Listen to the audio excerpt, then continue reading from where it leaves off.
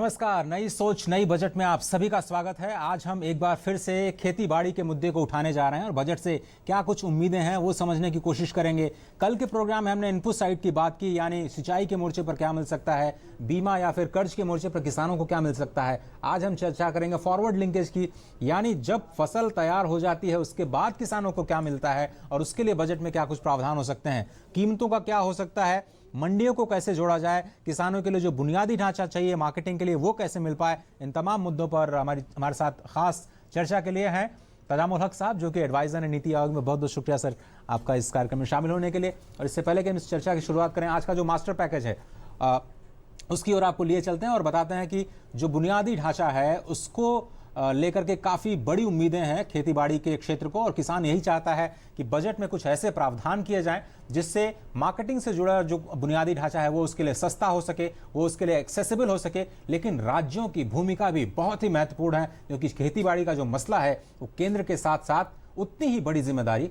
राज्यों की भी है। आइए देखते हैं रिपोर्ट।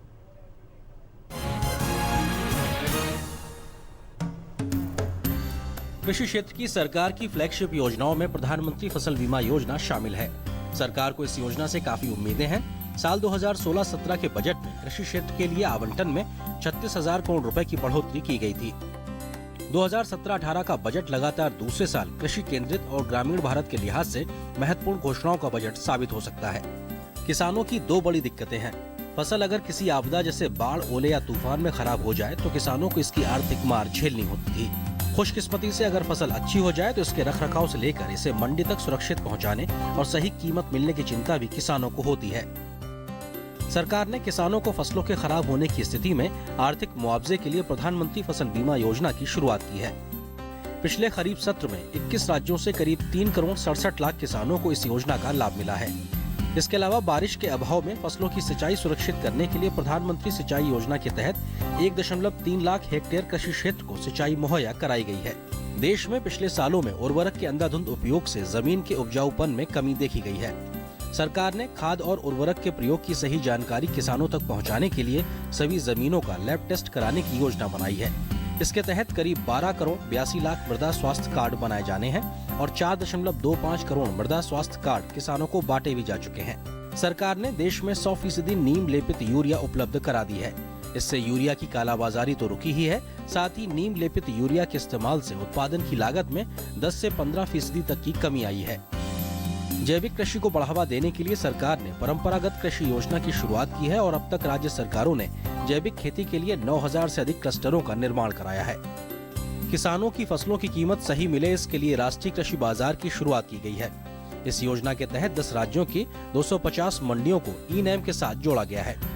जल्द ही सरकार की नीति का असर देखने को मिला है। अब तक ई-नैम प्लेटफॉर्म के जरिए करीब 7,100 करोड़ रुपए मूल्य के 35 लाख टन कृषि उत्पादन का कारोबार किया गया है। देश में बढ़ती दाल की मांग के लिए जरूरी था कि उत्पादन को बढ़ाया जाए। सरकार ने राष्ट्रीय खाद्य सुरक्षा मिशन के तहत दाल उत्पादन के लिए 1100 करोड़ रुपए दिए हैं।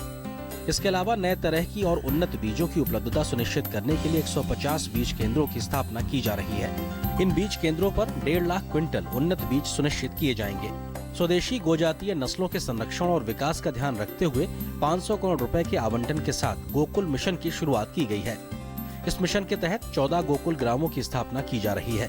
50 करोड़ रुपए की आवंटन राशि के साथ देश में 2 राष्ट्रीय कामधेनु प्रजनन केंद्र, एक मध्य प्रदेश के उत्तरी क्षेत्र में और दूसरा आंध्र प्रदेश के दक्षिणी क्षेत्र में स्थापित किए जा रहे हैं। भारत कृषि उत्पादों के लिहाज से भले ही दुनिया के शीर्ष देशों में शामिल हो, लेकिन प्रति एकड़ उपज के लिहाज से वह अमेरिका, यूरोप या चीन के मुकाबले आधे से भी कम पर है। इसे बढ़ाने के लिए कृषि कार्यों में मशीनों और तकनीक का इस्तेमाल बहुत जरूरी है। इसके साथ ही खेतों से लेकर रिटेल ग्राहकों तक पहुंचते 10% तक अनाज बर्बाद हो जाता है, जबकि सब्जियों में ये दर 40% तक है। आने वाले बजट में सरकार से कृषि तकनीक और खाद्य भंडारण और प्रोसेसिंग पर और भी सहूलियतों की किसानों को उम्मीद है। इसके साथ ही कृषि उत्पादों के रखरखाव और परिवहन को सुगम बनाने के लिए भी कुछ बड़े फैसलों की जरूरत किसान वर्ग महसूस कर रहा है। अभिषेक झा की report, DD news, Delhi.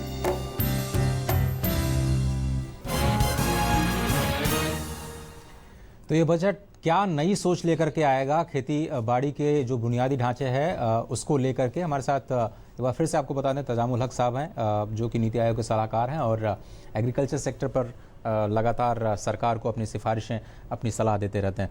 Sir, अगर बीते बजट की बात करें, अगर आपने राज्य सरकार, केंद्र सरकार के साथ जब कंसल्टेशन किया, बात किया, उसके इम्प्लीमेंटेशन में आपको कहाँ तक चीज़ें दिखाई दी और जिसका जिक्र अभी हमने अभिषेक की रिपोर्ट में देखा, वो इस साल ज़मीन पर आपको कहाँ नज़र आ रही हैं काम करते हुए? देखिए, कई बड़ी बड़ी स्कीम्स अनाउंस किया सरकार ने। एक तो क्रॉप प्रधानमंत्री फसल बीमा योजना की जैसे बात हुई, इसमें इंटेंशन बहुत क्लियर है, इम्पैक्ट भी होना चाहिए, क्योंकि आज के दिन में सबसे ज़्यादा जरूरी स्कीम है। पिछले 2 साल से ड्रॉट है, फ्रीक्वेंसी ड्रॉट का, फ्लड्स का बढ़ते जा रहा है। तो एक ऐसा स्कीम लाया गया जिसमें किसानों को कुछ तुरंत राहत मिले, और ख़ास करके वो जैसे पहले था कि अगर 50% से ज़्यादा एरिया में कुछ नुकसान होता है तभी उसको गिनती में आती थी, तभी बेनिफिट मिलता था, उसको भी घटा के ऑलरेडी 33% में किया गया। और प्रीमियम रेट्स काफ़ी घटाया गया, और उसके बावजूद भी देखा जा रहा है कि कई स्टेट्स अभी पीछे हटे हुए हैं, शामिल नहीं हुए, और उसका कुछ ना कुछ वो उनको कहने का मौका मिलता है। लेकिन मेरा कहना है कि एग्रीकल्चर जो है स्टेट का सब्जेक्ट है, उनको इम्प्लीमेंटेशन के लिए जब तक उनका सहयोग नहीं मिलेगा पूरी तरह से, तो तब तक तो ज़मीन पे दिखाई नहीं देगा। तो इस तरह से कई जगह कई प्रॉब्लम्स आ रहे हैं। दूसरी बात, जैसे सॉइल हेल्थ कार्ड का है, सॉइल हेल्थ कार्ड एक बहुत ही अच्छा स्कीम है। क्योंकि आज के दिन में प्रॉब्लम क्या है कृषि व्यवस्था में कि कॉस्ट ऑफ प्रोडक्शन बहुत बढ़ते जा रहा है। ज़मीन की जो उर्वरा शक्ति वो कम होती जा रही है, क्योंकि ज़्यादा से ज़्यादा केमिकल फर्टिलाइजर्स डालने से कई जगह प्रॉब्लम्स हो गया है। तो इसको घटाने के लिए एक था कि सॉइल को प्रॉपर वे में टेस्ट करके कौन सी ज़मीन में क्या चाहिए, उसके हिसाब से उनको रिकमेंड कर दिया जाए कि आप को यूरिया की ज़रूरत है या पोटास की ज़रूरत है या फॉस्फोरस की ज़रूरत है या जिंक की ज़रूरत है, किसकी ज़रूरत है, उसी हिसाब से प्रोडक्टिविटी भी बढ़े और इनपुट कॉस्ट भी कम हो, और क्योंकि बैलेंस्ड यूटिलाइजेशन होगा, प्रॉपर यूटिलाइजेशन होगा।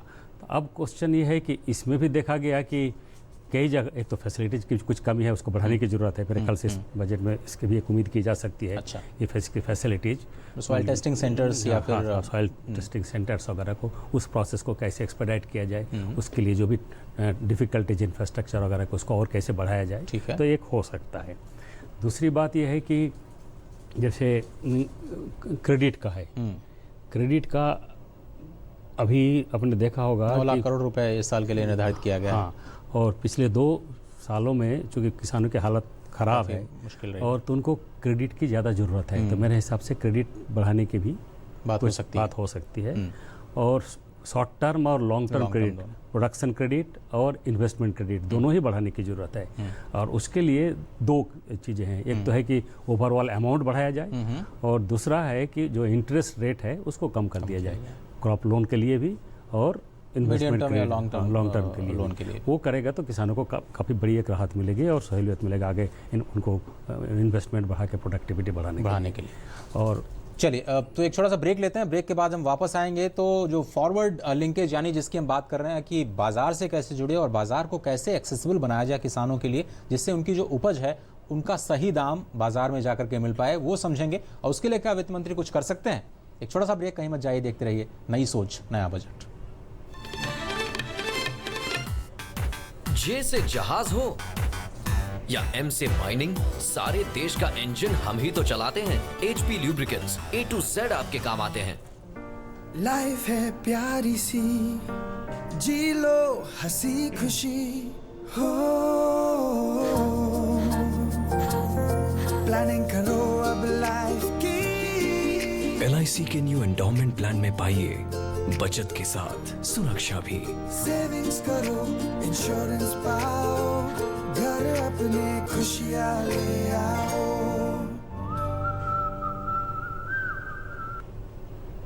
अब मैं अपने लाइफ की सबसे बड़ी मूवमेंट लीड करने जा रहा हूँ, जो इंडिया के लिए बहुत ज़रूरी है। आपको खड़ा होना पड़ेगा मेरे साथ टीम स्वच्छ भारत मिशन का हिस्सा बनकर, और हम सब मिलकर एक ऐसा इंडिया बनाएंगे जहाँ हर कोई टॉयलेट यूज़ करता हो, क्योंकि जब सब टॉयलेट यूज़ करेंगे तो सब प्रोग्रेस करेंगे।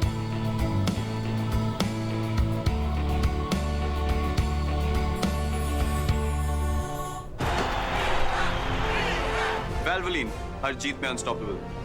Change to Valvoline, be unstoppable.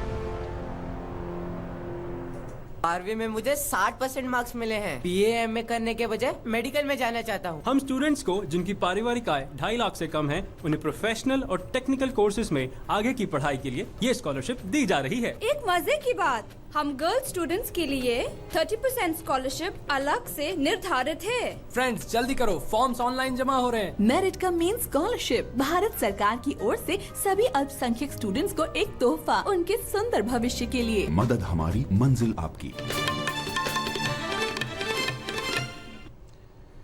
स्वागत आप सभी का एक बार फिर से। और अब बजट यात्रा में आपको बताते हैं कि कृषि क्षेत्र के विकास के मद्देनजर सरकार इस बात पर भी खास ध्यान दे रही है कि किसानों को उनकी उपज का उपयुक्त दाम मिल पाए। और कई बार ज़्यादा फसल और जो बिचौलिए हैं उनके चलते किसान को कम दाम पर फसल बेचना होता है, लेकिन अब सरकार ने ई मंडियाँ शुरू की हैं, जिससे किसानों को सीधे लाभ हो रहा है। भोपाल की एक ऐसी ही ई मंडी से हमारे संवाददाता आदित्य श्रीवास्तव आपके लिए लेकर के आए हैं ये बजट यात्रा।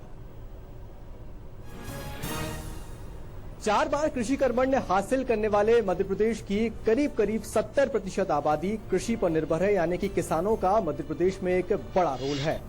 कई बार ज्यादा उत्पादन होने से किसान को बाजार की उपलब्धता कम होने के चलते, बिचौलियों के चलते और ज्यादा उत्पादन के चलते अपनी फसल का सही दाम नहीं मिल पाता था। लेकिन जब से ई मंडी योजना की शुरुआत हुई है, तब से किसान को बाजार भी मिला है और बिचौलियों से राहत भी मिली है। पहले ये होता था कि किसान अपनी फसल को बेचने के लिए मंडी आता था और मंडी आकर उसको भाव पता लगता था कि आखिर भाव मंडी में उसकी फसल का चल क्या रहा है। लेकिन जब से ई मंडी योजना की शुरुआत हुई है, आज किसान घर बैठकर एप्लीकेशन के जरिए, वेबसाइट के जरिए जिस मंडी में वो अपनी फसल बेचने जा रहा है, उस मंडी में जाकर वो अपनी फसल बेचता है और घर बैठकर पहले भाव तय कर लेता है। और जिस दिन उसको लगता है कि उसकी फसल का सही भाव उसको मिल रहा है, उस दिन वो अपनी उपज को लेकर मंडी पहुंचता है और सीधे ऑनलाइन ट्रांजैक्शन करता है।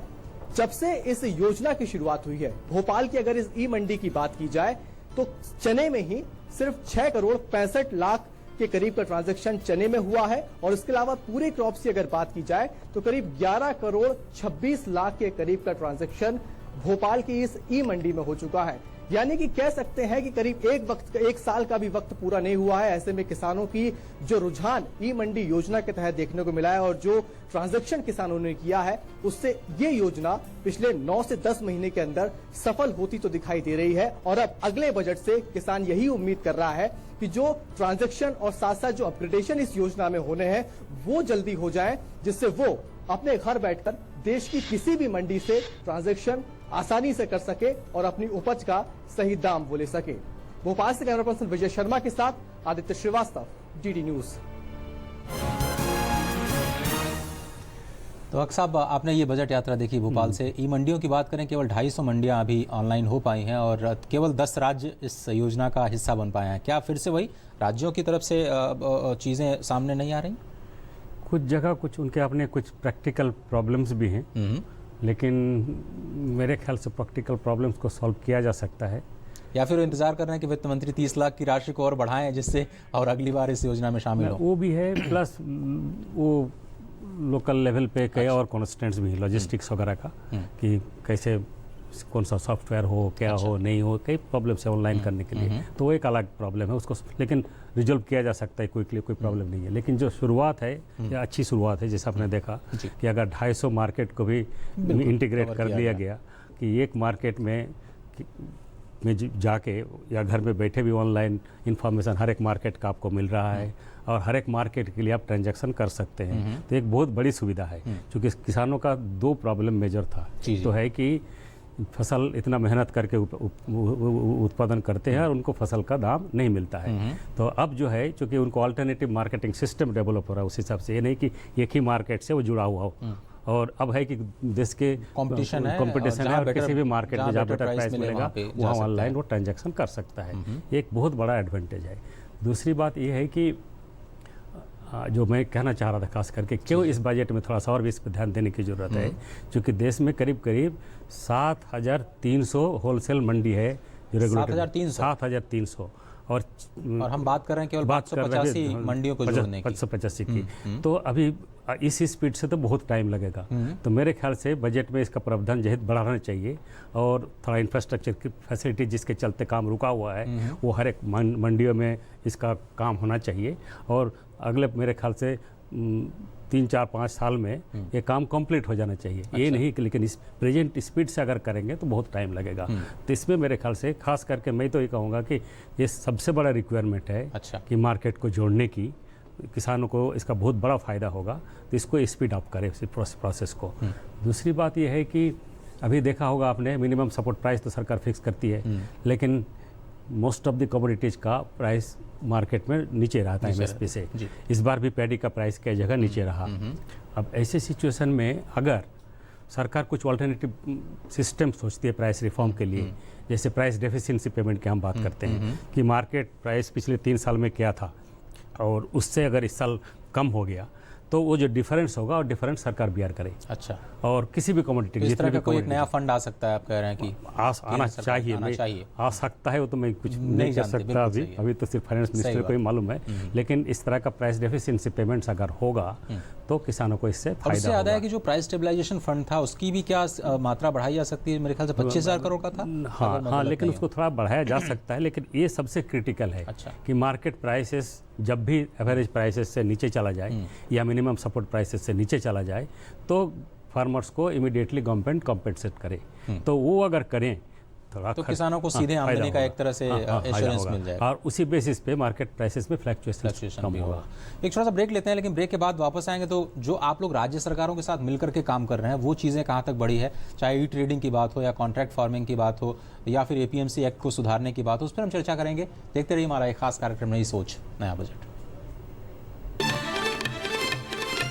अब मैं अपने लाइफ की सबसे बड़ी मूवमेंट लीड करने जा रहा हूँ जो इंडिया के लिए बहुत जरूरी है। आपको खड़ा होना पड़ेगा मेरे साथ टीम स्वच्छ भारत मिशन का हिस्सा बनकर, और हम सब मिलकर एक ऐसा इंडिया बनाएंगे जहाँ हर कोई टॉयलेट यूज करता हो, क्योंकि जब सब टॉयलेट यूज करेंगे तो सब प्रोग्रेस करेंगे।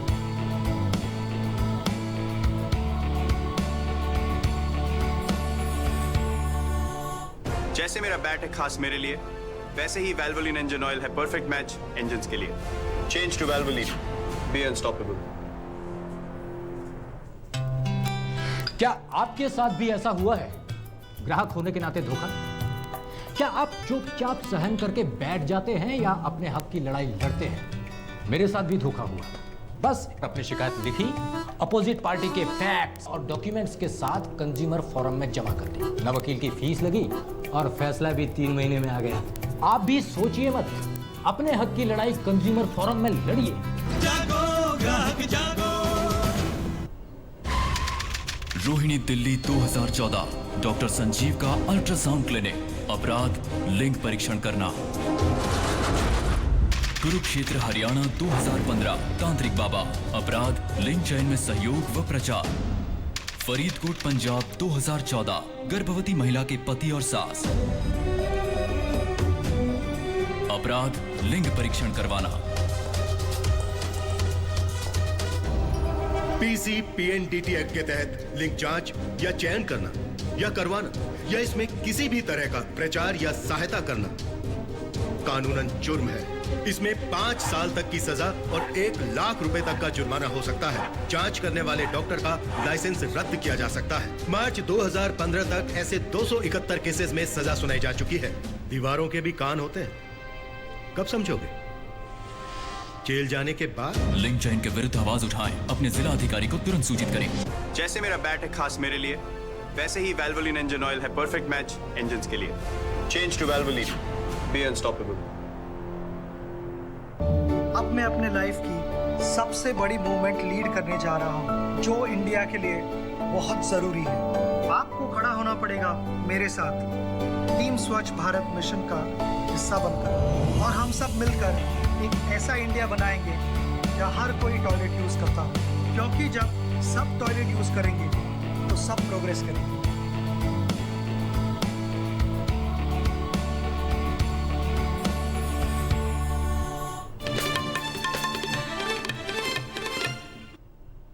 बजट यात्रा में एक बार फिर से चलते हैं राजस्थान के भरतपुर में बयाना स्थित शाहपुर गांव, जहां पर प्रधानमंत्री सिंचाई योजना के तहत आवंटित जो राशि है उसका मुख्यमंत्री जल स्वावलंबन कार्यक्रम के लिए इस्तेमाल हो रहा है। आइए देखते हैं ये बजट यात्रा।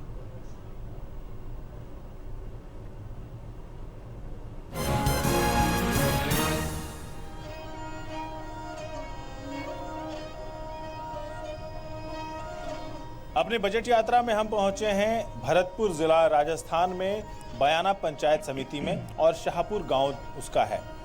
प्रधानमंत्री ने एक योजना शुरुआत की कि गांव-गांव तक और हर गांव के हर खेत तक पानी पहुंचे। इसके लिए माइक्रो इरिगेशन के लिए प्रधानमंत्री कृषि सिंचाई योजना और इसी योजना का एक हिस्सा है और इसी योजना की राशि को लेकर के राजस्थान में राज्य स्तर पर एक योजना चलाई जा रही ताकि हर गांव पानी के मामले में स्वावलंबी हो। खास करके जिस इलाके में मैं खड़ा हूं उसकी ज़मीन अगर कैमरा मैन हमारे आदित्य थोड़ा दिखाएं तो पूरी तरह पथरीली है। यहाँ पर ज़मीन से पानी निकालना बहुत ही मुश्किल काम है।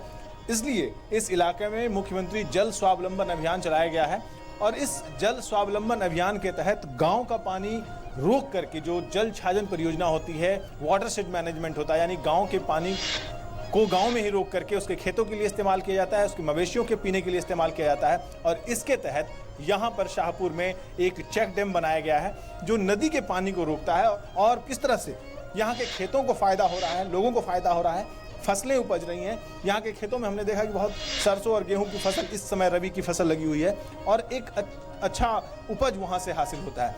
इस पर्कुलेशन टैंक के बनने से पहले यहाँ ना कोई पानी रुकता था, ना कुछ ऐसी जगह थी जहाँ पानी रुक सकता था। ये इसके बनने से यहाँ पानी यहाँ रुका है और लोगों के सिंचाई के लिए उनके कुएं में का जलस्तर बढ़ा है। हमारे जो काश्तकार हैं यहाँ के, उनके कुएं में कोई पानी नहीं रहता था, सिंचाई का कोई साधन नहीं था।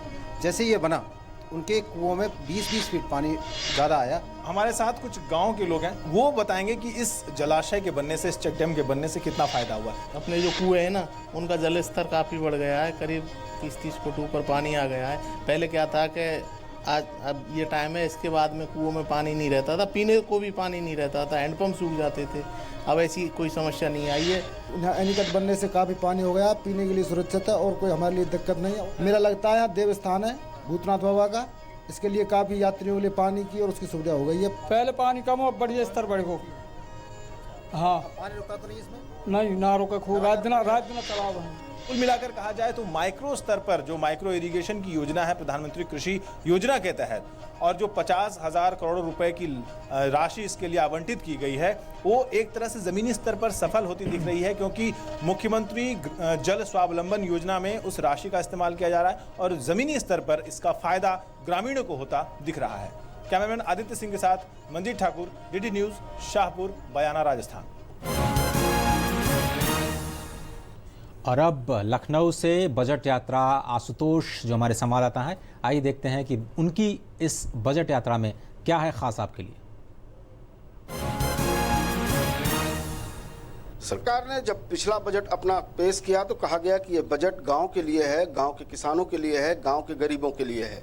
साल भर बीते हैं इस बजट को पेश किए हुए। हमारे साथ कई ग्रामीण हैं। कोई ऐसी योजना जो आप तक पहुंची हो? जी हाँ, कई सभी का क्रियान्वयन बहुत अच्छी तरीके से किया गया है। जो एक मास्टर प्लान यूज़ किया गया जैसे कि डायरेक्ट सब्सिडी पहुंचाना खातों में, वो काफ़ी अच्छा रहा है। उससे काफ़ी कुछ जो है करप्शन को जो है थोड़ा सा उस पर रोक लगी है। सीधे तौर पे बेनिफिट जो है सीधा किसानों के खाते में आया है, जैसे कि किसान को जो है खाद पे जो सब्सिडी मिल रही है, बीजों पे जो सब्सिडी मिल रही है, या उज्ज्वला योजना का फ़ायदा भी ग्रामीणों को काफ़ी मिला है। ग्रामीण भारत की सबसे बड़ी समस्या थी कि उनके किसी दुर्घटना होने पर, किसी किसान के घर दुर्घटना होने पर या किसी व्यक्ति की दुर्घटना पर कोई उनका पूछने वाला नहीं था। लेकिन पिछले बजट में सरकार ने व्यक्तिगत बीमा 1 रुपये की राशि से करके बड़े पैमाने पर लोगों को इसका लाभ देने की कोशिश की है, जिसका हम जहां पर हैं वहां पर लोगों ने काफ़ी फ़ायदा भी लिया है। कि अब तो हर व्यक्ति जिसका अकाउंट खाते में खाता है बैंक में, वो सब बीमा कराए हैं। करोड़ों दुर्घटना होने पर उनको जो है 2 लाख का लाभ सरकार दे रही है। हमारे पूरे रेवेन्यू विलेज में 41 शौचालय बनवाए गए हैं, जिससे अब जो है सुबह जो है किसी को दिक्कत नहीं होती है और ख़ास करके महिलाओं को और बच्चियों को। ग्रामीण क्षेत्रों में दवाओं के लिए बड़ी दिक्कत होती थी, बड़ी समस्याएं होती थी और यहाँ प्राइवेट कंपनियां जो है इतनी महंगी दवाएं देती थी। उस पर जो है प्रधानमंत्री जी ने प्रधानमंत्री जन औषधि योजना जो लॉन्च किया, ये ग्रामीणों के लिए बहुत अच्छी योजना आई और इससे जनता को बहुत लाभ है। जो 100 रुपये की दवाएं हैं वो जनता को 10 रुपये में मिल रही हैं। तो कुछ ऐसी योजनाएं भी जो गांव तक पहुंच रही हैं। हक साहब, अगर फॉरवर्ड लिंकेज की बात करें तो क्या 2 या 3 बड़े आपकी सिफारिश वित्त मंत्री से होगी अगर आपको सलाह देनी हो उन्हें? जैसे ऑलरेडी आपने कहा APMC रिफॉर्म्स की बात। अब APMC रिफॉर्म्स का जो हमने APMC मॉडल एक्ट बनाया था 2003 में, जी, और उससे लेकर अब तक 14 साल बीत गए। अगर उसको हम थोड़ा स्टेटस को देखें तो आपको लगेगा कि इसमें जितना काम होना चाहिए था हुआ नहीं। काफ़ी उसमें कमियां हैं दो तरह से। एक तो जैसे कॉन्ट्रैक्ट फार्मिंग का जिक्र किया आपने, कॉन्ट्रैक्ट फार्मिंग में कई स्टेट्स ने, ज़्यादातर स्टेट्स ने वो ये तो कह दिया कि कॉन्ट्रैक्ट फार्मिंग हम अलाउ कर रहे हैं, और वो भी क्या करते हैं कि किसी एक दो कमोडिटी में कहते हैं हम करते, बाकी कमोडिटीज़ में नहीं करते। दूसरी प्रॉब्लम क्या हो गया कि उसके लिए कोई रूल्स नहीं बनाया, कोई इंस्टीट्यूशनल मैकेनिज्म नहीं बनाया कि अगर मान लीजिए कोई डिस्प्यूट हो जाता है और डिस्प्यूट हो जाए मान लीजिए कंपनी के बीच में और फार्मर्स के बीच में, और कई बार ऐसा हुआ कि किसान जो है वो जब मार्केट में ज़्यादा दाम होता है तो वो कंपनी को बेचते नहीं, मार्केट में बेच देते हैं। और इसी तरह से कंपनी ने कई बार किया कि मार्केट में अगर चीज़ें सस्ती मिल रही है तो मार्केट से खरीद लेते हैं। राज्यों की जिम्मेदारी हाँ, होती है कि तो ऐसे सिचुएशंस में लोकल लेवल पे इंस्टीट्यूशनल मैकेनिज्म हो, डिस्प्यूट रेजोल्यूशन मैकेनिज्म हो तो जाके एक कामयाब होगा। दूसरी बात है कि जैसे एक कोई डीलर हैं, वो ट्रेडर हैं जो एक पर्टिकुलर मार्केट में वो रजिस्ट्रेशन कर रखा है, लाइसेंस ले रखा है, तो वो सिर्फ वहीं ऑपरेट कर सकता है, दूसरे मंडी में नहीं कर सकता है। तो सारे स्टेट से लेकर कम से कम एक ही लाइसेंस, तो मल्टीपल लाइसेंस को हटाया जाए। फिर ये भी राज्य की जिम्मेदारी है। जी, हर राज्य की जिम्मेदारी है। इसी तरह से एक और भी है कि इतने सारे जो कई स्टेट्स में टैक्सेशन इतना हो जाता है, फीस मल्टीपल फीस वगैरह है, इससे फीस, तो ये सारे घटा के उसको रैशनलाइज करने की जरूरत है। एक ज़माना था कि मैंने कहा था कि 4% से ज़्यादा नहीं होना चाहिए, लेकिन अभी भी किसी स्टेट में 10%, 11%, 13% इस तरह से है। तो इसको एक रैशनलाइज करने की अभी भी ज़रूरत है। अभी गवर्नमेंट एक्सरसाइज कर रही है, एग्रीकल्चर मिनिस्ट्री नया मॉडल एक्ट लाने वाली है, तो मेरे ख्याल से कुछ इससे इम्प्रूवमेंट होगा, लेकिन काम अभी बाकी है। और आपको कुछ स्टेट्स तो ऐसा है कि कुछ उसमें शुरुआत ही नहीं किया, जैसे बिहार है, केरला है, तो उसमें मैं बिहार में एक ज़माने में एग्रीकल्चर मार्केटिंग सोसाइटीज होती थी, उसको भी उसने स्क्रैप कर दिया, कुछ ऑल्टरनेटिव लाए नहीं। तो किसानों की समस्याएं बहुत हैं। वक्त हमारे पास इतना ही है, लेकिन इस कार्यक्रम में बहुत सारे मुद्दे हैं जिन पर हम आज चर्चा नहीं कर पाए। आपका बहुत बहुत शुक्रिया इस कार्यक्रम में शामिल होने के लिए, अपनी राय रखने के लिए। और आइए देखते हैं कि आज बजट पाठशाला में क्या कुछ है ख़ास। देखते हैं FDI क्या कुछ होता है।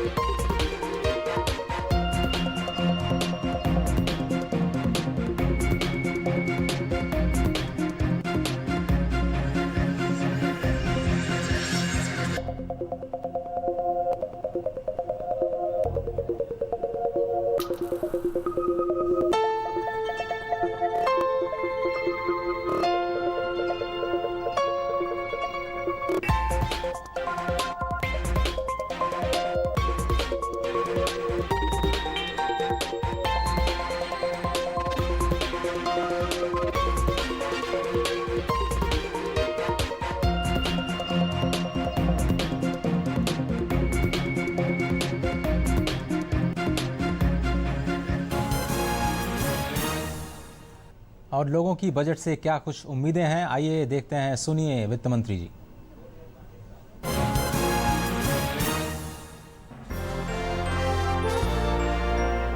साधारण इंसान जो दिन रोज मजदूर करके खाता है पीता है, उसके लिए अगर ये बाजार का भाव कमता है तो उसके लिए बहुत फायदेमंद होगा। अगर बढ़ता है तो वो सिर्फ बड़े लोगों के लिए अच्छे, गरीब लोगों के लिए तो कोई फायदेमंद तो होगा ही नहीं। That taxation system, it may be income tax or sale tax, it may be simplified, I think. If it is simplified, then people, general people, we are laymen, we can give more benefit, na? We will be benefited actually. हाँ, बाजार दाम একটু কমলে ভালো হয়। कम होना चाहिए, बाजार दाम कम होना चाहिए। आम आदमी के लिए या गरीब आदमी के लिए या मिडिल क्लास जो आदमी है उनके लिए कुछ अच्छा होना चाहिए, यही हम एक्सपेक्ट करेंगे। गरीब आदमी के लिए यही है कि अब जो है कि गरीब का गुजारा हो जाए, कम बजट में जो गरीब दुखिया का कोई ये नहीं है कि हाँ गरीब भी खाने बगैर मरे, गरीब भी ऐसा हो कि पेट भर के ही सोए।